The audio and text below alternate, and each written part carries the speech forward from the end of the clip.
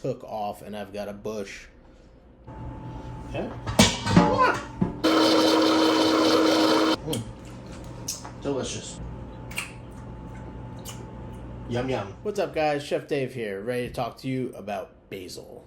Anyone out there is like me, they have a garden.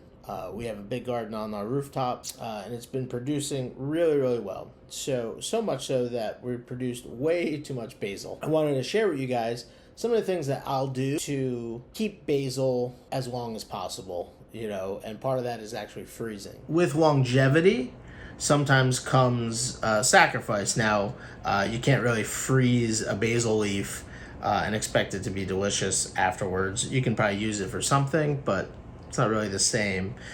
So you have to kind of manipulate things a certain way to create a product that will be awesome and delicious down the road. And today we're going to mainly talk about one basil, this one here, but we did grow two basil. These two in particular. This is a heat tolerant variety that's really awesome, especially in the summer. Basil likes to bolt and stop producing, but this one, as long as you give it some shade, it will continue to produce, which is really awesome. This is more like your classic Genovese style basil. Very aromatic, pungent, beautiful, has that kind of minty, you know, quality to it. Really beautiful. And this here, this is a basil that it's not quite a purple basil, although it does have purple obviously in it and throughout the leaves. It is also very heat tolerant. The flavor profile is quite different though. What I like to do is I like to make what's called a pistou. A pistou is not a pesto. Pistou is basically a pesto without the cheese and nuts. The other ingredients are the same. We're going to puree this as fast as possible and then cool it down so that you lock in that flavor and you don't get the puree too hot. And then from that point, you can keep it in your fridge for up to a week, or you can freeze it for probably up to about 6 months or so, which will get you almost into the next growing season. You can do this at home. I know oftentimes you buy a bunch of basil and it's too much. What do you do with all that basil? So this is a good way of like, hey, I'm gonna use this little bit of basil and then the rest of it, I'm gonna turn into a pistou and freeze. But this is the best way, to me, to really maintain freshness and keep that basil going for as long as possible. So first thing you wanna do is you wanna set up a ice bath.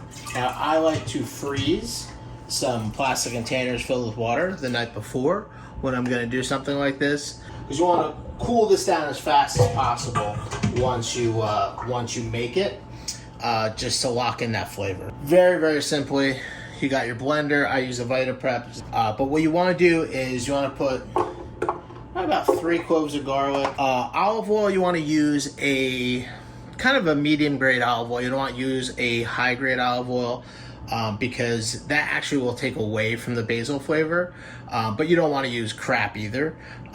So I like to use just kind of a medium olive oil, and you want to put your olive oil on the bottom so that it helps puree the basil, so it doesn't get stuck. Then you put a little bit of salt. You don't have to put too much yet, because we're going to put a little salt later, and then a couple cracks of pepper.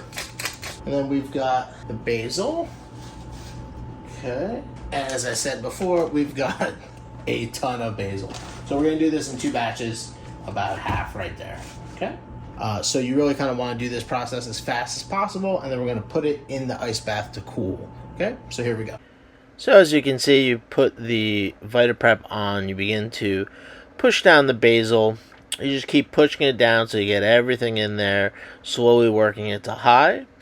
Once you put it on high, you just keep pushing those basil leaves down till you get them all incorporated. They like to float a little bit, so really keep pushing them down.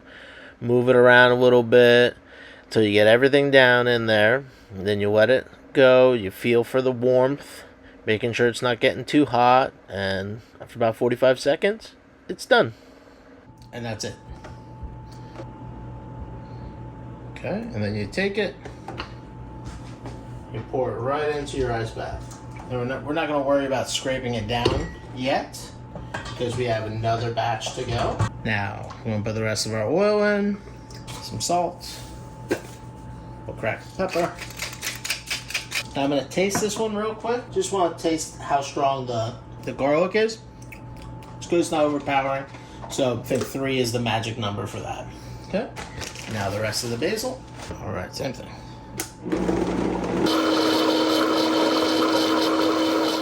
At this point, you're just going to use a plastic spatula just to get as much out as possible. You want to get every bit of that goodness out and into that ice bath. We're going to up the ice a little bit.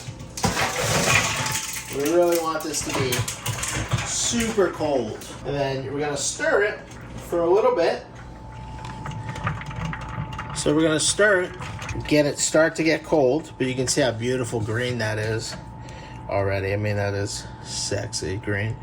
And once it starts to cool down a little bit, where it's about room temperature, so we're going to sprinkle a little salt on it, and that'll help lock in that green. Now we're going to sprinkle a little salt on top. This is a trick I learned at Boulet. For some reason, and I can't explain why, the salt helps draw out the chlorophyll, the green, and it helps lock in that beautiful green color. So to me, it's a very important step. You obviously want to do it after it cools down a little bit, because you don't want the mass to stay warm, because then it doesn't matter how much salt you put in it, it won't stay green. But you want it to cool down enough to like room temperature, and then you can put a little salt and let it sit for about 5 minutes, lock in the color, and then stir it again. So there it is. And you end up with this just beautiful, vibrant, it might be hard to tell on the camera, but it is vibrant green. There you go, look how green that is. Once we got this nice and cold, it's beautifully seasoned. Yeah, that's why it's important not to put too much salt in the beginning, because you are going to hit it with that salt at the end. So like I said, some you can use put this in the fridge for up to a week, but what I like to do is I like to take these cup containers and I fill them up to freeze, and this freezes really well. I'm sure you'll use it before it goes bad, but it will freeze probably up to definitely up to 2 to 3 months. It will probably freeze longer than that, even up to 6 months, I'd say. Now this I'll save in another container. This one I'll save for the fridge. Beautiful. Oh my God, so good. And just to show you, but this is an example. So this is one that I made a couple weeks ago, and it's my last one, but it's been in the freezer for almost 3 weeks, and it's beautiful.